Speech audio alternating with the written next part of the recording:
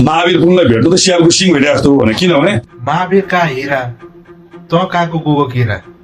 अलिकति भन्न पनि सुहाउँछ कि सुहाउँदैन लाज शरम घिन छ कि छैन त्यस्तो सोझो मान्छेलाई मन्त्री बनाएछ जेनजीहरूले त्यही पनि अहिले पछिल्लो समय यो महेश बस्नेतले थर्काइरहेछ अचम्म लाग्छ बा लाज शरम केही छैन यस्ता मान्छेहरू झोले पनि के साह्रो झोले भन्न खोजेको हो एउटा सोझो मान्छेले राम्रो काम गर्दा त राम्रो काम गर्दैछ है भन्न पनि नसक्ने कस्तो मान्छे हो राम्रो काम गर्न पनि नदिने राम्रो काम गर्न लागेको मान्छेहरूलाई नि गर्न नलाउने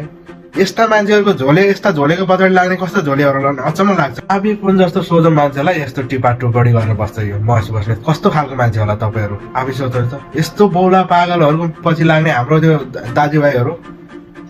एक बोतल रक्सी 500 रुपियाँ पैसा 1000 रुपियाँ पैसाको पछि लाएर अझै हिँडिरहेछन्